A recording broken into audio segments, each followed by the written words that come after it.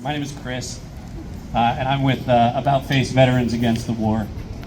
We're a group of anti-imperialist veterans looking to reverse the harm caused by the American war machine. Woo! I myself was an infantryman in the Army from 2007 to 2013, and I'm here to talk about a few aspects of this looming war with Iran. First, the lies we're being told about the build-up to war, the class character of this conflict, and the connection between what's happening abroad and what's happening right here in Portland. As you might have heard, especially from some of our great speakers already, the U.S. foreign policy apparatus and the cartels of the oil and weapons manufacturers are trying their hardest to fast-walk us toward war with Iran. They want to manufacture consent for a war that isn't in our best interest, but instead in the interest of war profiteers and imperialists. They want a war to further destabilize the Middle East and to get even richer in the process. The same people who lied to us about weapons of mass destruction in Iraq are now lying to us about WMDs in Iran. The case for invading Iraq in 2003 was built on three basic points: that Iraq was developing weapons of mass destruction, that it was a threat to its neighbors and the global community, and that the U.S. needed to free the Iraqi people. Lies! Look at the name they gave to the war in the first place: Operation Iraqi Freedom. All lies. Lies to placate the American public and the global community into supporting our war of aggression. A war responsible for killing nearly 1 million Iraqis. We didn't free the Iraqi people from Saddam. We freed them from their peace of mind, from their sovereignty, from their oil, and from their very lives. The people responsible for starting this war were the same people to profit from it, like Dick Cheney, the former CEO of Halliburton, which received sweetheart no-bid contracts in Iraq worth upwards of $40 billion. The same tired old playbook is being used now against Iran. They've barely changed anything about the arguments they were making 20 years ago. They only changed the last letter of the country they're now targeting. They've been saying Iran is weeks away from having a nuclear weapon since the early 2000s. Well, what happened to those nuclear weapons? If they were weeks away from nukes 20 years ago, where are they now? They weren't weeks away then, and they aren't weeks away now. They don't have them then, and they don't have them now. This is just another lie to justify a war that we don't want. The freedom they want us to bring to Iran is the same freedom to Iraq: a destruction of the country and mass numbers of deaths so that the U.S. can install the same old government they installed in the 50s and make way for Wall Street to bleed the country dry. We're not going to be fooled by their lies. We say no to war with Iran. Let's take a look at the class character of what's going on here. This war would affect more than just the Iranian people, though of course they would suffer the brunt of the casualties. This war is going to affect the working class people both in Iran and here at home. I joined the army so I could pay for college and only recognized the propaganda I had fallen for once I was already in, and it was too late. Nearly everyone around me was in the same position that I was in. Working class folks without prospects who needed a job, who needed health care, and who wanted to be able to pay for college without falling into the debt trap that they set for all of us. These working class kids are the same people that will be sent to kill and die in Iran if a larger war breaks out. The children of politicians and those of the executives of the weapons companies aren't the ones that will be fighting. We are. We don't want to fight working class kids across the globe for Lockheed Martin's quarterly profits. This brings us to the domestic situation. There are obvious implications to a $1 trillion military budget. Clearly, all that money could be better spent to guarantee every one of us health care, to end homelessness, to ensure every person in the country gets a free college education. But there are other implications to the budget too. The fact that billions of dollars of military surplus equipment is funneled to federal and local police forces like ICE and the PPB. We can see just 3 miles from here at ICE headquarters by the old spaghetti factory the massive amount of resources poured into terrorizing our immigrant sisters and brothers simply for the crime of not being born here. Shame! The war Trump wants to wage on us domestically is backed by the same lies as the wars Trump wants to engage in internationally. He wants us to believe that Iran is a dangerous threat that people should fear, that they should hate, and that they want to destroy. That is a lie. Trump wants us to believe that immigrants are dangerous criminals that pose a threat to the public. That too is a lie. He's even illegally mobilizing the military right here inside the U.S. as part of this war on immigrants. Now, many people say we need to care about immigrants because they do the work that makes this country run. But let's be clear, immigrants are much more than people who do productive work in our country. Their value lies not in their productivity, but in their humanity. Amen. Yeah. They are our neighbors, they are our friends, and they are our family. They are people just like you and me, and just like the people of Iran. We all deserve to live in peace. The war machine that is fed by Democrats, Republicans, and corporate interests alike won't rest until every person on the planet submits to their will. We won't sit idly by. We say no more. No more. Trump's lies, shut it down. Imperialism, shut it down. Endless war, Shut it down. the whole damn system. Shut it down. Let me end with this. The whole damn system has been captured by capitalist corporate interests. They buy off our politicians, they manipulate the media, they pull the strings that immiserate every one of us under harsh working conditions, oppressive rents, unattainable health care, and the looming reality of climate collapse. You and I don't have $1 billion to throw around, but we have something they don't have: people power. The only way we can make change in this world is together. While it's great to see all of you gathered here with us, we need to do more than mobilize. We need to organize. Yeah. Now, if you're a veteran in this group, and by the way, awesome, love VFP, and you're not already organized, please find me after this. Let's have a chat. Let's get you organized. If you're not a vet and you're ready to do more than march in the street, there are a bunch of great organizations that put on this event. Get in contact with them. Get involved. We're only going to make this work if we work together. And we can't work together alone. Yeah. Free Palestine. General strike. That's right. We might be a relatively small crowd tonight, but we know that we are part of a global anti-war movement. We know that we are part of a long history of anti-war movement. Yeah. And we know that we will win. Next, I'd like to welcome Gudars from the American-Iranian Friendship Council. Thank you for being here.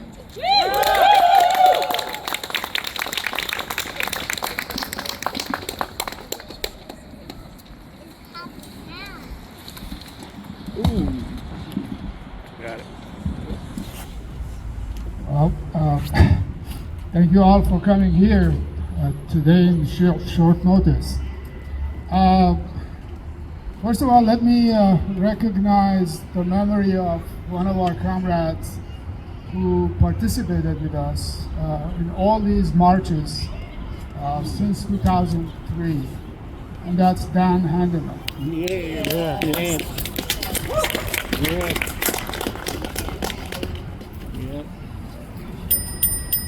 I'm sure he's here in spirit.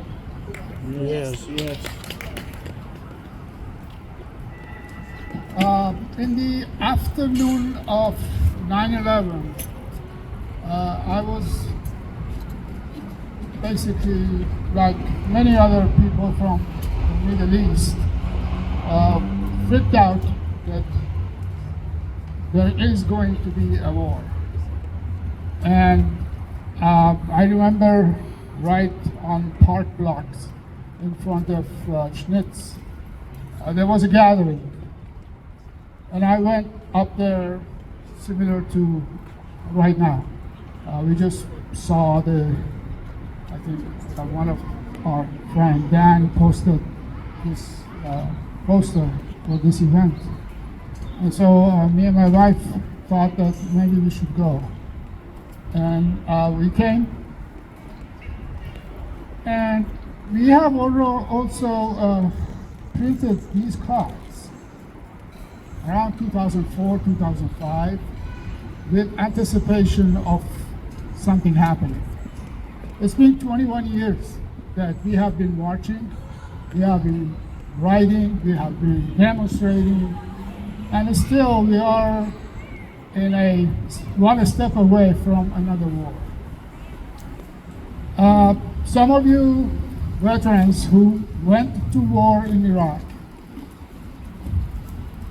let me tell you that Iran is not even that cakewalk that Dick Cheney took you there. Iran is 1,648,000 kilometers wide. It has all kind of terrains, mountains. When George Bush's force started toward Baghdad from Kuwait, I believe, it took them 3 weeks to secure the country. Secure, well, that's an ironic term to use. They occupied the country. Within 3 weeks, they stayed there for 10 years, and then they stepped out, but they're still there. We occupied Afghanistan, a country of no military equipment, no military at all. And it took them another 10 years, even more. Biden came out. It was like, I don't know, 19 years. And now they are planning on such a stupid action again. Regardless of what Iranian government does to their own people, it doesn't give anybody in the world a right to occupy a country. And I am, dumbfounded, basically, with our president here, which threatens everybody in the world, from China to Brazil to everybody. He wants to occupy Greenland, on top of other things, occupy Canada.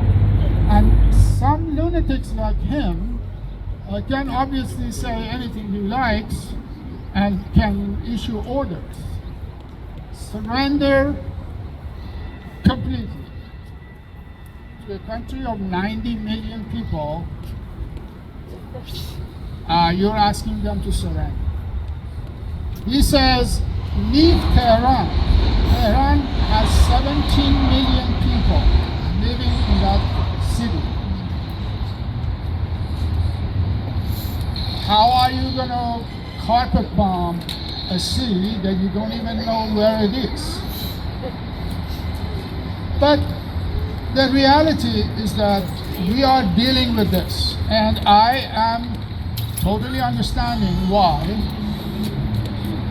there was I guess, capitalist agenda to begin with, but eventually now it's turned into a cronies running after another idiot named Benjamin Netanyahu. A good friend of us, he just mentioned that in 2000 they claimed that Iran is 2 weeks or 3 months to a nuclear war. No, my friend, 1984 they printed in Jerusalem Post that Iran is 2 months to making a bomb. 1984 is about 41 years ago.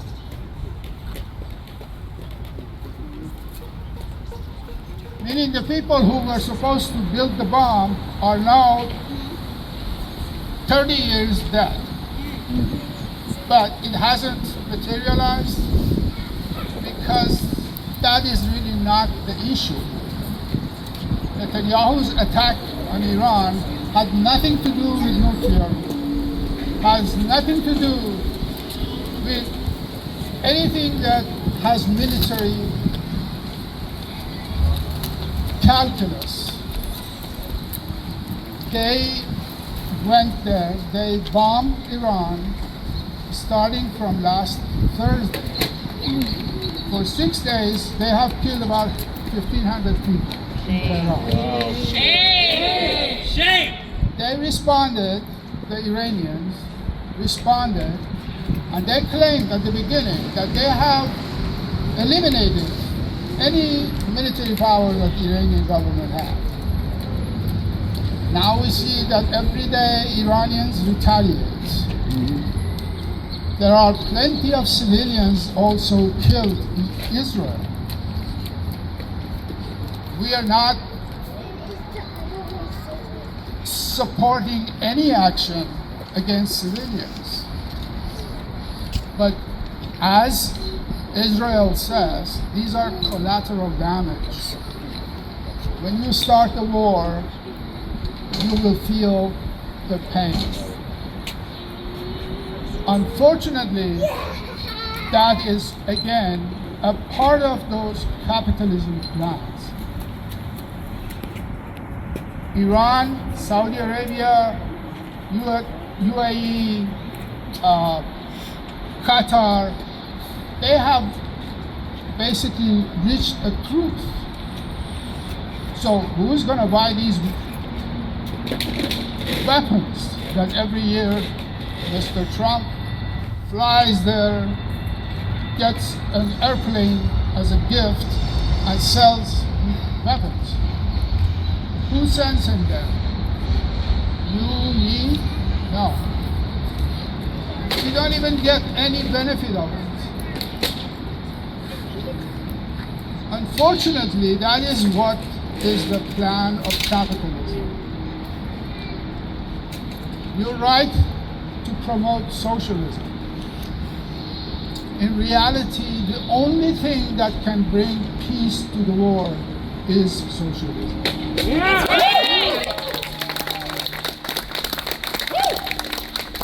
Again, thank you for coming out, and thank you for staying in the square. Every week we used to gather at Pioneer Square.